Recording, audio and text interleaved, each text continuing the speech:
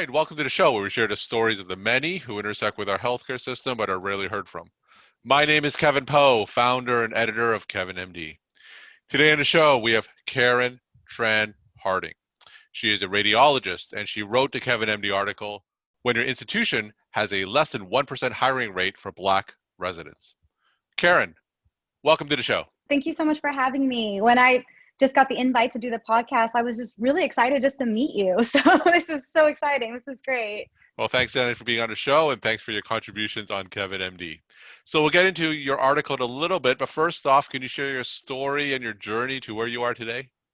Sure, yeah. So I am actually a radiologist. I'm an attending radiologist I practice in Southern California.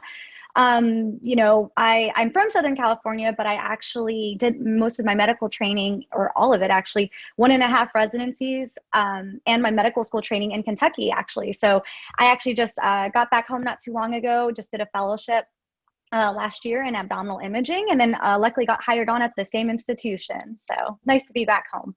So we're talking in the middle of December, and of course, the whole country is in the midst of the latest wave of COVID-19. What are some typical findings that you find on x-rays that you could teach some of us in primary care?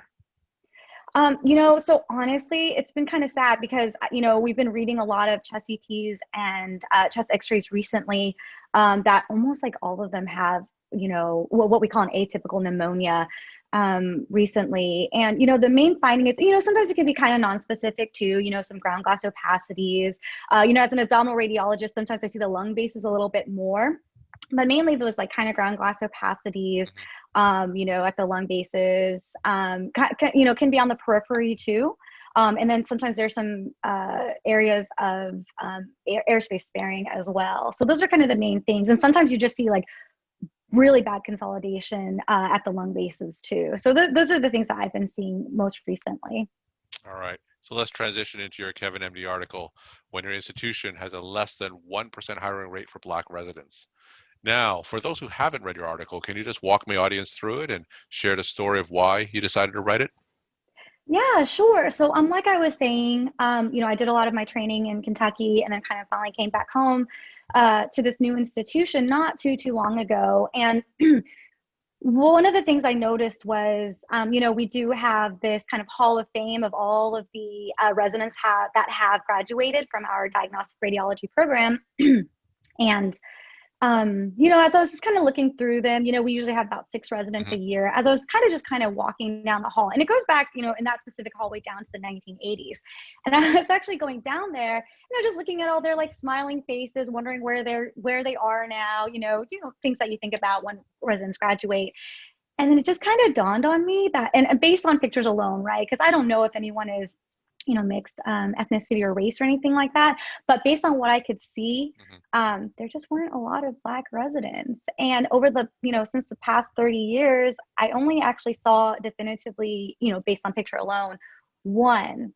So that only made it, a less than 1% hiring rate for residents in our program specifically for Black residents. And, my husband is actually an internal medicine physician at the same facility. And it was funny because he actually noticed the exact same thing, that we just have such a low hiring rate.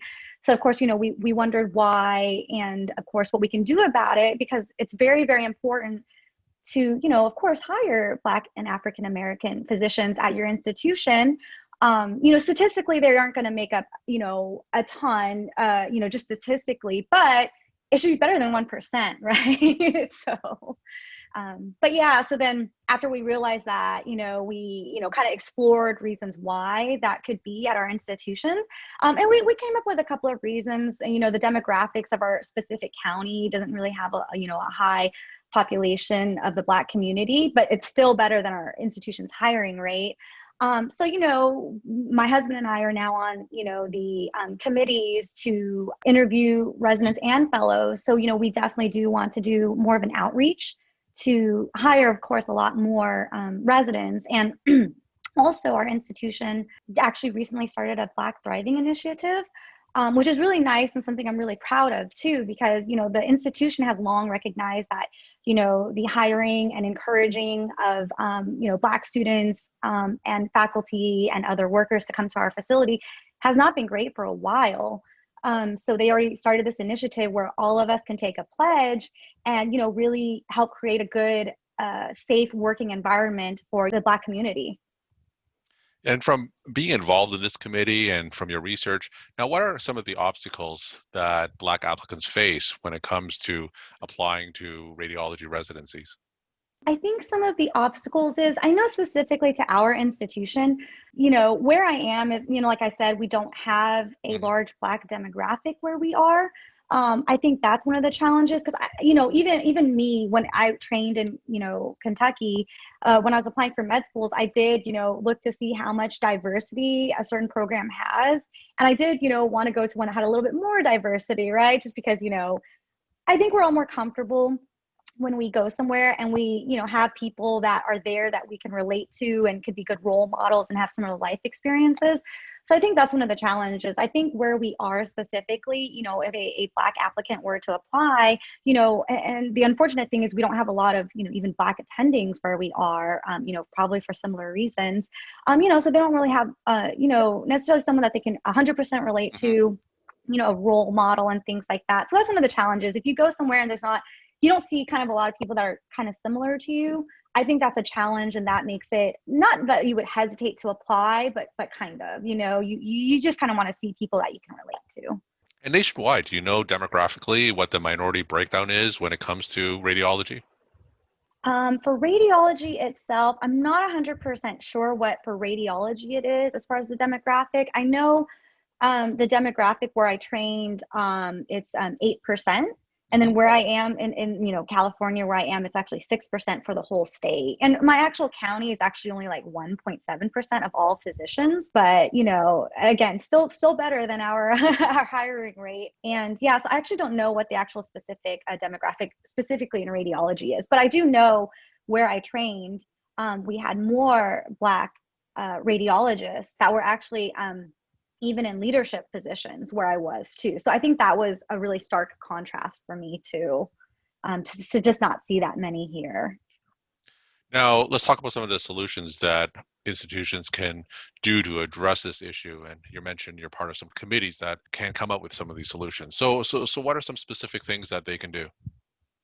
I think specific things that people can do are, of course, you want to start at the, medical student level, right? And kind of, Hmm. outreach to them. So actually one of the things that we did do, and I think a lot of institutions actually have done recently, kind of meet and greets through Zoom where you invite, all the medical students who are interested in your program across the entire nation or anywhere in the world that are interested in your residency to do this meet and greet where we had, a lot of attendings that, that I was involved in as well, kind of just speak to the medical students. And, we actually did talk about, how much we want to increase our diversity and how much we want to make it a good environment for different races and ethnicities. And, just kind of answered all of their questions and any maybe concerns that they had and things like that. So I think outreaching ahead of time to the medical students is really, really helpful too.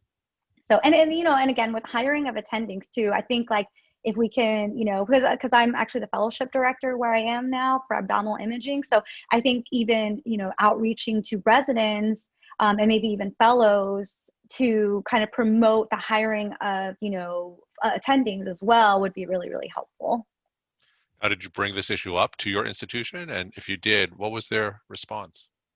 I did ask around, leadership in our department, the residency program director and everything like that. And I know what was really nice was like everyone knows that it's, has been an issue. And so that made me, happy that everyone has already noticed that and has been kind of working on that. And, especially the residency program director, I know he personally is very, very, very committed to increasing the diversity in our program. He has long recognized it. And, the thing is, we do have a diverse makeup, but just not of like, all, that, I'd like to see in our program. But, he has even addressed the fact that, he wants to get on, more female radiologists and, more, of course, Black residents and things like that. So the response to my question about why we don't have a lot has been positive, and that everyone wants to see this change as well. We're talking to Karen Tran Harding. She's a radiologist, and she wrote the Kevin MD article, When Your Institution Has a Less Than 1% Hiring Rate for Black Residents. Karen, if you were to give residency directors across the country some advice, what would your number one tip be in terms of addressing the diversity in your programs? I think that a tip is if you do recognize that this is an issue, to just kind of be upfront about it, and then just be really honest about it, to your applicants about, why you think that maybe, the diversity isn't, as high as you like it to be. So I think Mhm. being very, very honest, being very open, answering any questions that, any medical student or resident or, physician has, I think is a really good first step. And my final question, what's your take-home message that you want to leave with the Kevin MD audience? With just the way things have been going in medicine with the coronavirus, global pandemic, election politics, things like that, we're noticing things that maybe we haven't noticed before, and maybe we're having a lot more disagreements than we've had before. And I just think that, again, with just my article, I think everyone should talk to as many people as possible. I think that, even with people who maybe don't have the same opinions as you, just to open up that conversation. And I think it's especially important with people that you may not always speak to or have different viewpoints than you. Because I think the first step to maybe, whenever there's a problem, is to first notice that there's a problem Mhm. and talk to as many people to see as many different viewpoints. And then that's kind of the first step to maybe coming up with a solution. Karen, thank you so much for sharing your time and insight. And thanks again for being on the show. Yeah, thank you so much, Dr. Poe. Again, it was just a pleasure meeting you. Thanks for having me. All right, thank you.